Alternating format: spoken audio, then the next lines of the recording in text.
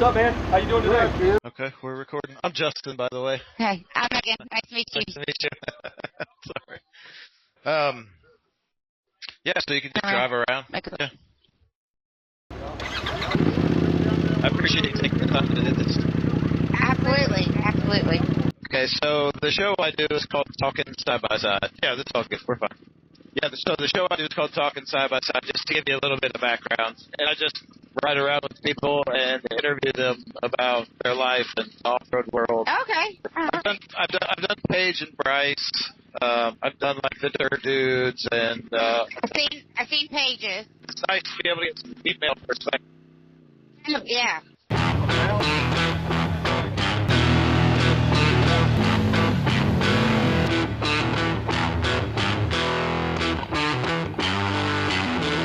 All right, guys, welcome back to another episode of Talkin Side by Side. I'm super excited today.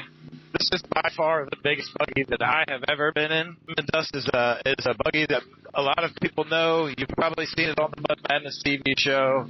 And I'm here with Megan. And we are at a lake in Drakesboro, Kentucky. I'm not sure of the city. I just GPS just drove here. But we're here for Off-Road Mayhem. Whole cast of Mud Madness is here.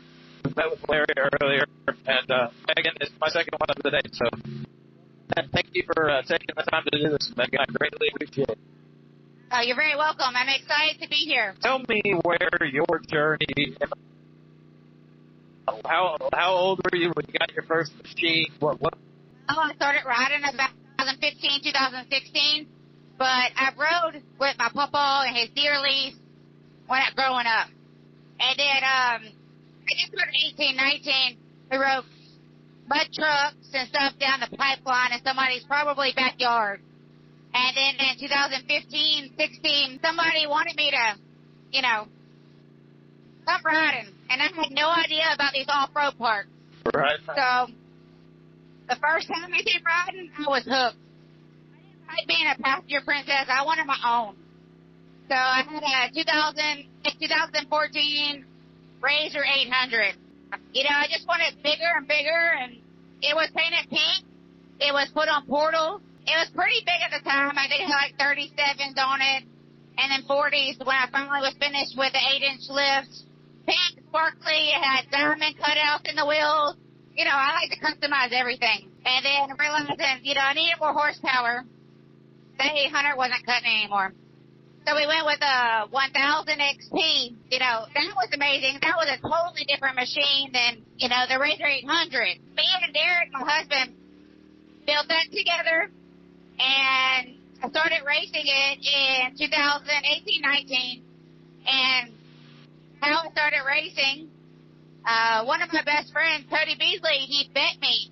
He knew I needed a part for my machine. He's like, hey, you race? I'll give you this part. I was like, all right. He goes, but you have the full Civic. I was like, I think I can do that. That was like the start of racing, and I was hooked. I was the only female racer in big tire bounty holes. And, I tried my hardest, and that machine just wasn't enough. I think I raced it for about 2.5 years. After that, I was like, okay, I need something with a little bit more power, because we had it maxed out. We had 46s on it, the suspension maxed out, and we were getting ready to turbo it.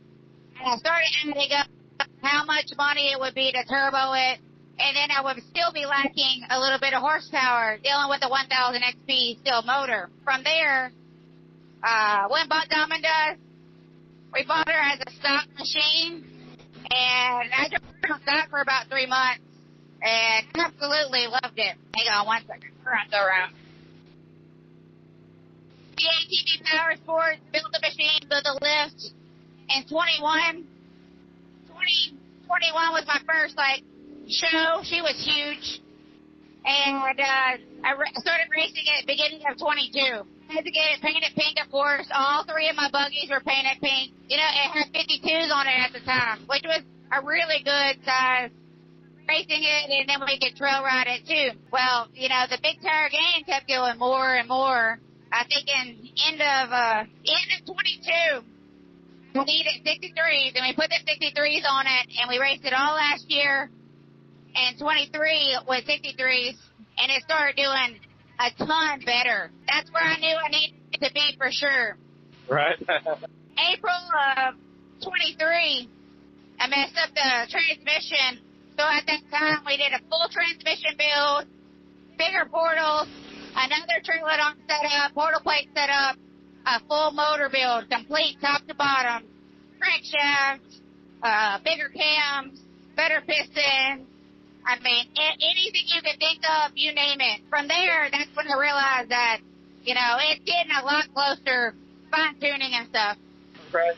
Well, and I mean, if you're already in there, do everything you can to run this thing, getting hot. It's definitely not meant to run for a long time. We can pull over and shut her down if you want. Yeah, that's what I do. Everybody always asks, why don't you trail ride it? And I'm like, well, with the motor built the way it is built and the really big crankshaft and everything, it's not meant to go for long distances, especially slow. Right. It's meant to go for very short distances and very fast and then shut her off. Right. Yeah, this thing is ridiculously awesome. I can't believe how well it rides. Derek says it rides like a tank. I think it's pretty comfortable for being so big. Yeah, I mean, you would think at this big, like it would ride like a log truck or something, but it really doesn't. Yeah, no, it has suspension. I mean, even when we jump it, it lands really smooth. It lands on all four tires. It doesn't nosedive or land funky. She sprung pretty much correctly.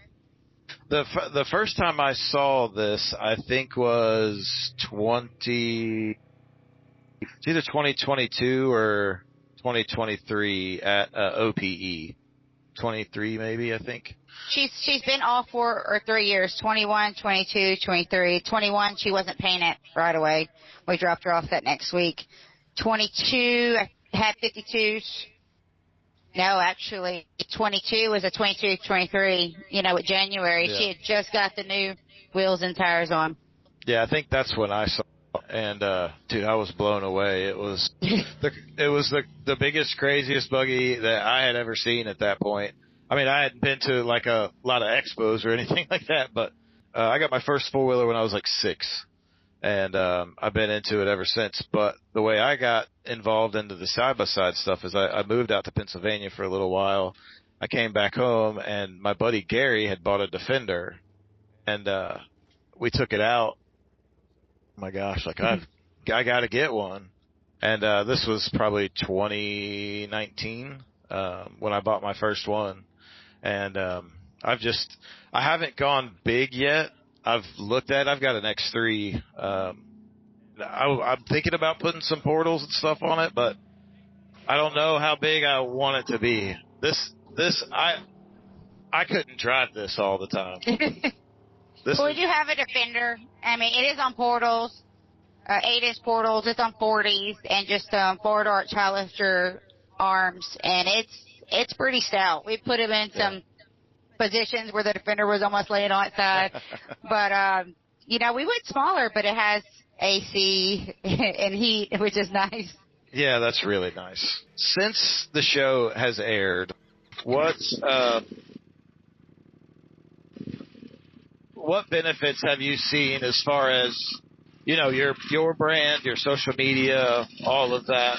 What benefits did you start seeing the show aired? Mainly my social media, that and apparel really has been like the main benefits. I mean, everybody basically kind of knew me before as a racer. Right. So, it wasn't that much different as people like knowing me at a park. It was the people like, I guess, knowing me from outside of riding. What challenges do you facing being a female in... Say that again? Okay, I said, what kind of challenges do you find yourself facing? Breaking up. Okay. Give it just a second. Okay, can you hear me? Better? Okay. Being a female in a very male-dominated industry, what challenges have you found yourself facing And what have you done to over? At first, it was a lot of, I feel like a lot of male racers, when I first started, pretty much thought I was a joke or didn't take it seriously. I was doing it for the clout.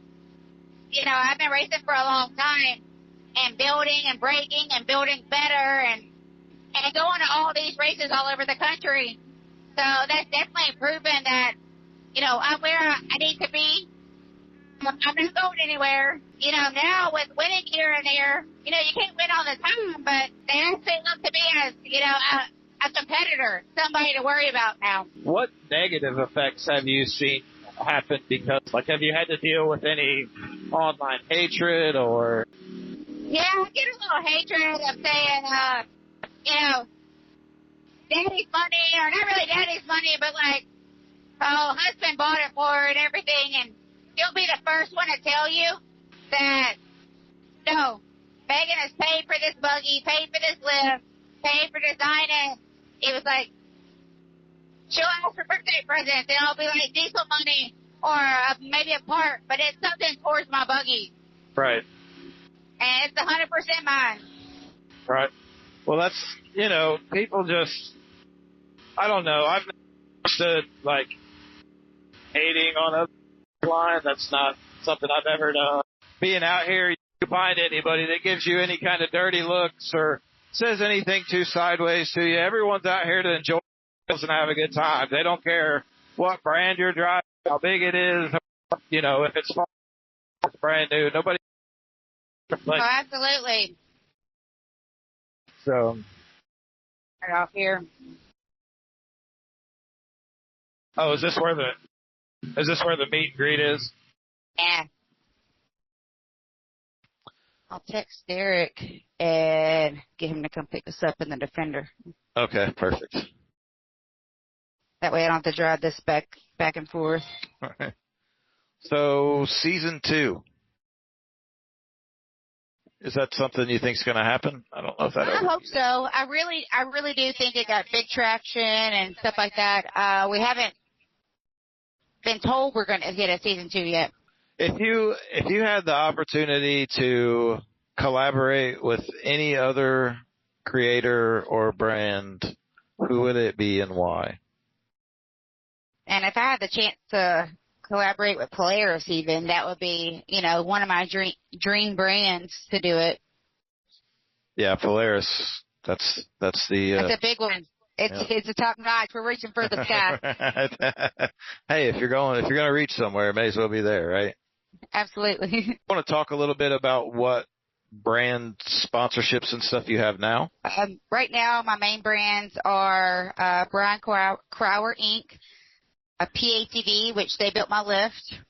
Brian Crower had built all the motor internals. TCP, which is my billet transmission, my billet rack. Pandemic Performance, which they tune and fine-tune everything. JTX is my wheels. Then we got, Turner axles, which you hear about them a lot. From small buggies to big buggies, they make it all. Bikeman Performance does my turbo. I have a ton of people that I'm probably forgetting, but they definitely do stand behind me. A lot of people see a buggy like this, and their first thought is Trailer Queen or Pavement. Yes. And, you've proven time and time again that is 100% not the case with this buggy. How in the world have you made this thing so reliable? As big as it is, as built as it is, to be able to send giant jumps like that, to go through the kind of mud holes and stuff that you go through, how do you not constantly break something? Well, for one, PATV built a super strong lift. I remember the day picking it up. I said, are you ready, or is it Megan proof? And he was like, oh yeah, it's Megan proof. We've about triple gusseted everything. I have bent part of the front of the frame before and, brought it back to them. They gut everything out and re-gusseted and framed it back up. We own a shop called DD Off-Road, and Derek is always doing maintenance and fixing and, pulling motor, pulling transmission, fixing little things or just, I'll help with some of the overall maintenance, taking the boat box cover off, doing the belt, doing my oil changes, making sure it's done on time. I don't know. I saw some of the, the Mud Madness. I watched all of them, and Bryce is a pretty good buddy of mine. We've become pretty good friends over the last little while, and I actually met him for the very first time here last year. And was it last year? I think it was last year, 23. So it's kind of cool to be here again and everything kind of coming full circle. That was the first time I met him and Larry, actually. So now everybody's here. I know, which is fantastic, and it makes my job here much easier because everybody's all in one spot. So I'm trying to get them knocked out as quickly as I can. I've got this camera. I think it's overheated. It's dying.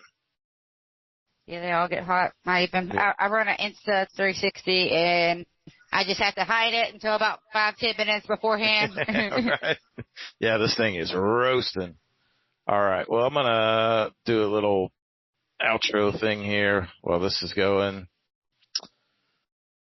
Okay, the last question I have for you, and I ask everybody this. If your off-road lifestyle had a theme song, what would it be? Oh, man, he put me on the spot. Let's go. I mean, we're always on the go, always full throttle. Yeah. I guess that's a good one for us. That would be perfect. So, all right, guys. Well, thank you for tuning in to another episode of Talking Side by Side. Megan, tell everybody where they can find you. I'm on Facebook, Instagram. Megan Rion's my name, and you know where to find me. And it's spelled R-I-O-N, right? Yes, sir. Yeah, camera's too hot. So we'll just do it out of this one. So thank you guys for tuning in. Stay tuned. We've got a bunch of cool episodes coming up for you. And Megan, thank you so much. I know you're crazy busy, and there's a lot of people out here that want to talk to you, take pictures and stuff. So I appreciate you taking 20 minutes out of your time to run around. Oh, absolutely, anytime. All right, thank you, and we will see you guys in the next. Oh, thank you so much. Turn this on.